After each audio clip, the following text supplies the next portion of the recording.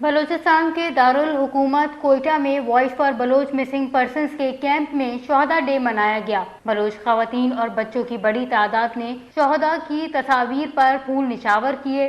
اس موقع پر voice for Baloch missing person کے عہدیداران نے کہا کہ بلوچ شہید مذمت کی علامت ہیں۔ شہیدوں کی عظیم قربانیوں سے آج بلوچستان میں قربانی کا شعور بیدار ہو چکا ہے۔ دیکھیں، ہم لوگ یہ دن 13 نومبر کا دن ہر سال مناتے ہیں شہداء ڈے کے نام سے، اور شہیدوں کے لیے جو اس ملک اور دھرتی کے لیے شہید ہوئے ہیں۔ اور اس سے پہلے جو ہم تاریخی لحاظ سے 1839 میں جو خان میراب خان انگریزوں کے سے لڑتے ہوئے شہید ہوئے، تو اس دن سے لے کے آج تک جتنے بھی شہداء ہیں ان کے لیے جو اپنی سرزمین دھرتی کے لیے قربانی دی ہے، یہ دن ہم ہر سال مناتے ہیں۔ اور اس طرح آج بھی آپ دیکھ رہے ہیں پورے کیمپ میں شہداء کے تصویر لگے ہوئے ہیں، خواتین بیٹھے ہوئے ہیں، ان کے لواحقین آئے ہوئے ہیں، تو احتجاج کرنے کے ہم شہداء ڈے منائیں گے اور منا رہے ہیں۔ تو یہ سلسلہ ہمارا ہمیشہ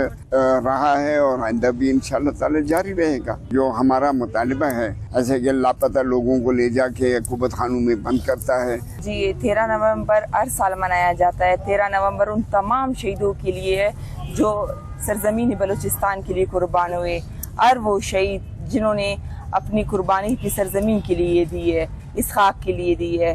تو 13 نومبر ان تمام شہیدوں کے، اور ہم ان کو ہر سال اس 13 نومبر مناتے ہیں۔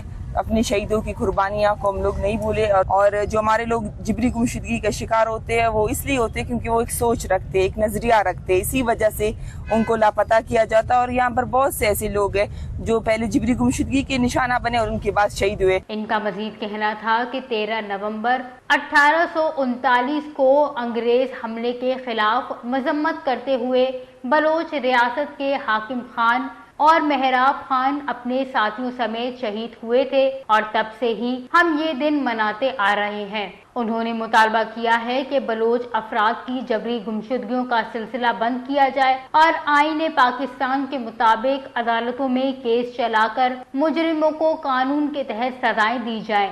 وش نیوز، کوئٹہ، بلوچستان۔